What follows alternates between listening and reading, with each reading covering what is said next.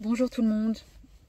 Je voulais vous parler aujourd'hui d'un sujet très important qui est le harassement, le, le harcèlement et la moquerie. Surtout la moquerie et le jugement en fait.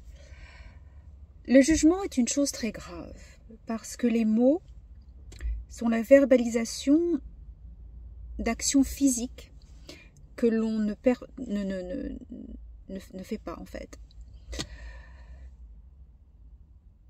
Juger quelqu'un sans le connaître,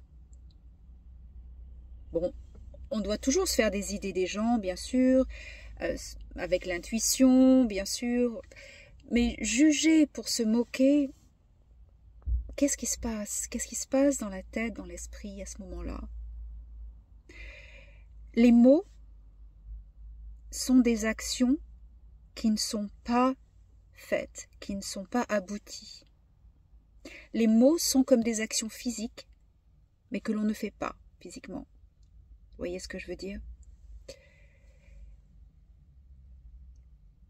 Quand on se moque de quelqu'un, c'est exactement la même chose que de lui planter un couteau dans le bras ou dans l'épaule.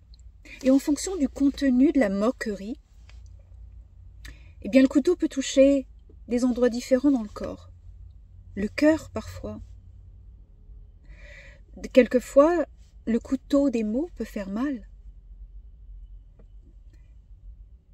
Qu'est-ce qui se passe lorsque, publiquement, sur les réseaux sociaux, certaines personnes éprouvent le besoin, l'envie de blesser par des mots une personne qu'ils ne connaissent pas. Parce que pour vraiment connaître quelqu'un, il faut être très proche, il faut avoir passé des années avec, il faut que ce soit sa famille ou un ami proche. Vous ne savez pas quel sera l'effet, la répercussion de vos mots sur la personne. Le couteau, le poignard de vos mots, quel est l'endroit du corps, de l'âme, que vous allez toucher avec ce couteau? Pourquoi faites-vous cela? Quelle est la satisfaction? Parce que c'est pour une satisfaction personnelle, forcément. Donc, si vous réalisez que vos mots sont en fait des couteaux que vous plantez dans le corps et l'âme de la personne que vous harcelez, que vous portez en dérision, quelle est vous-même la satisfaction que vous en gagnez? Cela vous fait plaisir, cela vous apporte un certain plaisir, sinon vous ne le feriez pas. Pensez à cela. Parce qu'un jour, vous allez réaliser qui vous êtes. Un jour, vous allez vous connecter avec votre âme, avec celui ou celle que vous êtes vraiment à l'intérieur. Et quand vous allez vous connecter à la personne que vous êtes vraiment, vous allez découvrir que vous êtes un être extraordinaire, que vous n'avez pas besoin de rabaisser les autres pour briller de votre propre lumière, que vous êtes constitué d'une essence sublime qui vibre sur la fréquence de l'amour, et que vous êtes connecté à la source créatrice.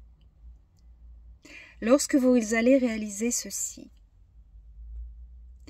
vous allez tout d'un coup vous rendre compte que tous les mots blessants, que tous les couteaux que vous avez plantés avec des mots dans le cœur des gens, vous allez le regretter, parce que vous allez enfin comprendre et voir que les actions que vous avez faites étaient gratuites et méchantes. Et vous allez vous en vouloir énormément. Et vous allez vouloir vraiment réparer vos erreurs de jugement. Vous allez vouloir vous racheter. Et cela s'appelle le karma. Quand vous décidez de blesser quelqu'un gratuitement, en traitant cette personne de choses irrationnelles, tu es moche, tu es folle, tu es fou, tu es débile, eh bien, vous allez vouloir vous racheter. Si vous êtes encore dans cette incarnation, vous allez vouloir demander pardon à ces gens et vous racheter. Mais si vous êtes déjà de l'autre côté, ben vous allez vous réincarner pour essayer de retrouver ces êtres et vous racheter. Alors pourquoi faire ça? Pourquoi faire ça?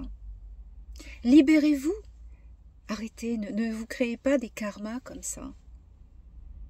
Parce que la seule personne qui souffre, c'est vous. Vous allez blesser quelqu'un, mais la personne va guérir éventuellement, va aller de l'avant. La personne que vous blessez ne va pas entamer de karma. Mais vous, par contre, par rapport à la balance des lois cosmiques, vous allez devoir rééquilibrer ça. Ça ne va pas être facile. Se moquer, c'est planter des couteaux ou lancer des flèches. Les mots sont des actions qui n'ont pas été faites physiquement.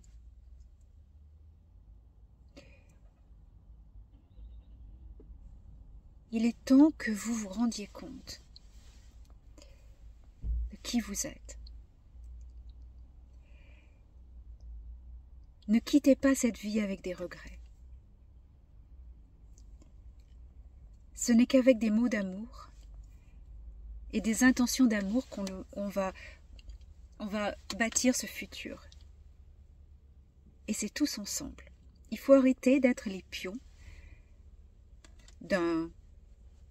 d'organisations secrètes qui sont derrière les gouvernements, derrière les médias, qui font exprès de vous, qui vous ont bien éduqué à vous diviser, à vous critiquer les uns les autres.